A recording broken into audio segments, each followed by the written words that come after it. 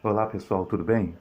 Nós estamos aqui para dar continuidade ao nosso vídeo, porque nós estamos aí desenvolvendo com as pessoas, né, essa mensagem de Atos 15, que fala da controvérsia da circuncisão, sobre a circuncisão de gentios.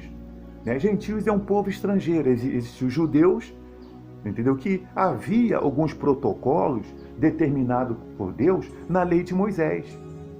Quando a pessoa pega a lei de Moisés, lá você vê que existe alguns protocolos que Deus determinou.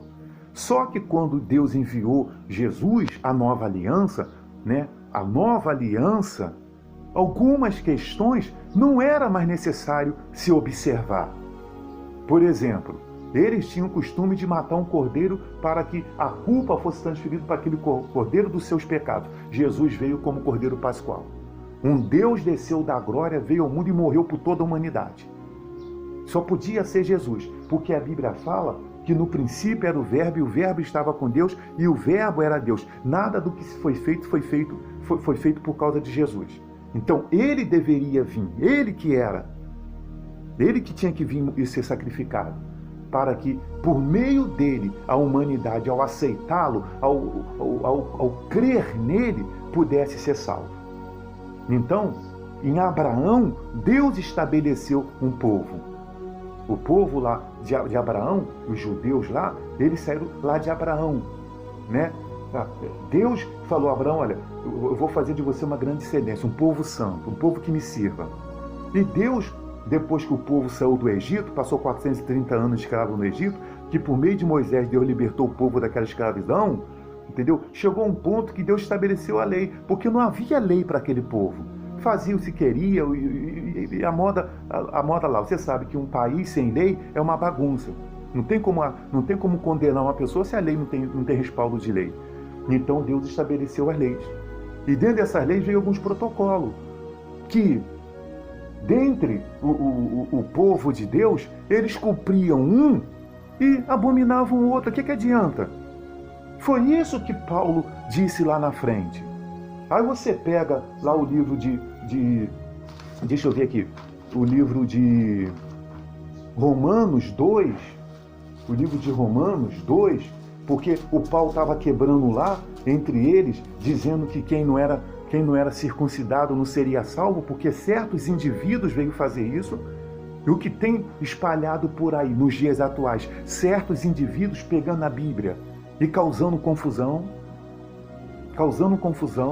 e uma porção de pessoas, como lá naquela época, concordaram com aquele excesso, com aquele exagero deles, daqueles certos indivíduos de Atos 15, tinha pessoas que estavam concordando com aqueles exageros, com aqueles excessos, com aquilo que estava fora do ensinamento de Cristo Jesus, porque em momento algum Jesus disse que quem não fosse circuncidado não seria salvo, porque a salvação vem pela graça, e Pedro falou isso lá dentro do capítulo 15 de Atos. Aí Paulo falou lá no capítulo 2, versículo 25 de Romanos. Porque a circuncisão tem valor se praticares a lei. Se és, porém, transgressor da lei, a tua circuncisão já se tornou incircuncisão. Então, pessoal, você veja que o negócio aconteceu lá em Atos, e eles pegaram e falaram para o pessoal ali, olha pessoal, vamos fazer uma coisa. Os gentios aqui, vocês gentios, é importante que vocês venham praticar dentro da lei, que vocês não venham comer coisas sacrificadas a ídolos, nem adorar ídolos. Que vocês abandonem as relações sexuais ilícitas. E que vocês não comam sangue de animais sufocados. Vocês cumpram isso aqui. E eles deixaram essa questão da circuncisão de lado. Pularam isso. Mas só, pessoal, que tem pessoas que elas ficam, sabe, ali em cima. Elas não vêm de perseverar, serem pessoas perseverantes no que diz a verdade, elas são perseverantes no engano, na mentira. Por isso que a gente vê essa expulsão de placas aí desses fariseus hipócritas fazendo o que eles fazem. Eles insistem nisso. Eles insistem em teologia da prosperidade. Eles insistem nessas campanhas deles que não tem fundamento bíblico, mas eles pegam a Bíblia e adulteram a Bíblia. Como esses certos indivíduos lá, pegou lá a lei de Moisés e veio dizer assim, olha, se vocês não circuncidar, vocês não serão salvos. botou terror no povo. Entendeu? Então Paulo chegou lá e falou para ele assim, olha, a circuncisão, porque a circuncisão tem valor se praticares a lei. Porém, se és transgressor da lei, a tua circuncisão já tornou-se incircuncisão. Então Paulo foi lá e bateu o martelo, foi lá e falou a verdade, foi curto e grosso. E mais lá na frente em Coríntios, 1 Coríntios capítulo 7, 18, ele ainda fala aqui assim, ó, aqui ele pegou mais pesado ainda, aqui ele chegou aqui assim, ó, foi alguém chamado estando circunciso? Sendo circunciso, não desfaça a circuncisão. Foi alguém chamado estando circunciso? Não se faça a circuncisão. A circuncisão em si não é nada. Não é nada. A incircuncisão também não é. Mas o que vale é guardar. Mas o que vale é guardar as ordenanças de Deus. O que vale é guardar a lei, a palavra de Deus. Esse cortezinho que vocês estão fazendo aí na carne aí, isso de nada vale. O que nós temos que ter é o coração circuncidado. É o nosso coração circuncidado. Paulo foi lá, pessoal, e falou assim, olha pessoal, vamos parar com esse bafafá. Isso aí não leva ninguém a nada.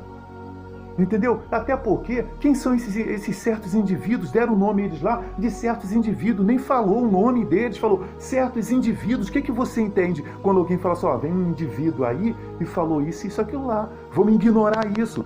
Guarde desprezo de ignorar. Porque essa pessoa não está somando nada. E o que tem de pessoas nos dias atuais que não soma nada para o evangelho, pessoal? Eles só criam confusão. Eles só abrem a Bíblia para trazer dúvida. Ele só abre a Bíblia para trazer, sabe o que? Engano. Para trazer, sabe o que, pessoal? Sofisma.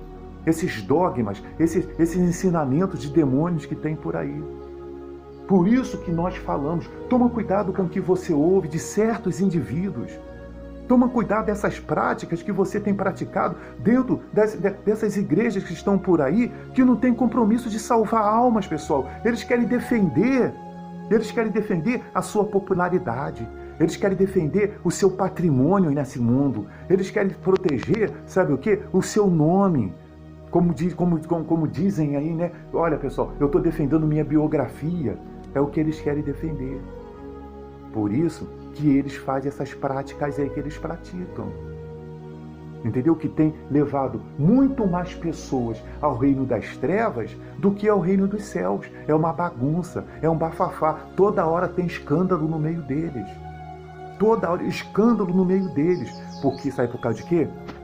Porque aonde, pessoal, existe trevas, vai se manifestar a obra das trevas. Mas aonde existe luz, vai manifestar as obras da luz. Jesus disse isso. E esses lugares que praticam essas coisas que estão fora da Bíblia, esses excessos, esses adultérios da Bíblia, como Paulo disse aqui, ó, como o próprio Paulo disse no livro de Coríntios, né?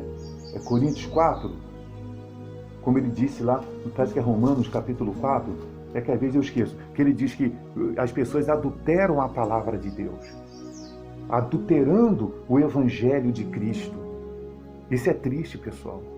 Isso tem sido um mal. Por isso que a igreja, nos dias atuais, ela tem estado fraca, falida.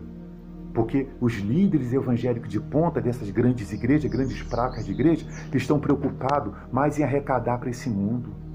Pergunta se eles sabem o que é para ir para o meio de uma comunidade evangelizar. Pergunta se eles sabem o que é evangelizar. Eles só querem ficar em plataforma de TV. Eles são, sabe o que? Os CEOs da fé. Tudo o que a Bíblia abomina é o que eles praticam. São os homens, os CEOs, os grandes empresários da fé, porque comercializam o povo. Vai ver onde é que eles fazem. Eles só gostam de luxo. Por isso que eu disse aqui uma vez, Deus vai colocar eles na primeira classe para eles ir para o inferno. Eles vão ter um lugarzinho VIP do lado de Satanás. Entendeu? Do lado de Satanás. E o chefe deles, em breve, vai se manifestar. E eles vão estar do lado do chefe deles, eles vão ser diretor do chefe deles, eles vão ser o presidente do chefe deles. O chefe maior deles, em breve, vai manifestar. Eu estou falando do anticristo.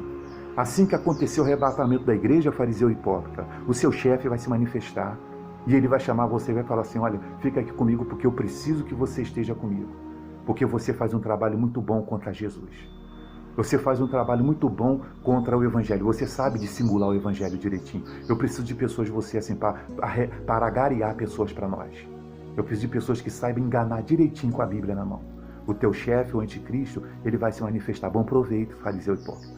Bom proveito, tá bom? Você vai conhecer o seu chefe futuramente, que é o anticristo, que a Bíblia fala lá na abertura do primeiro selo. Mas eu não vou estar aqui, e muitos não vão estar aqui. Mas você, fariseu hipócrita, você não vai subir no arrebatamento, porque as suas atitudes, as suas práticas que você faz não é dignas de estar com Jesus lá nos ares e viver a eternidade.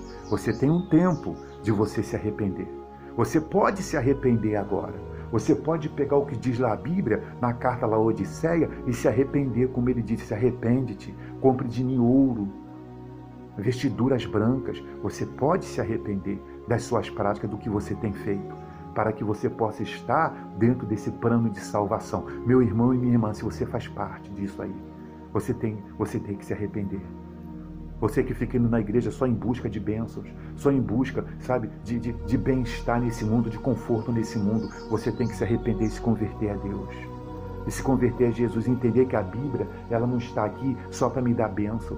A Bíblia não está aqui só para me fazer cabeça e não cauda. A Bíblia quer que nós venhamos ser cabeça no reino dos céus.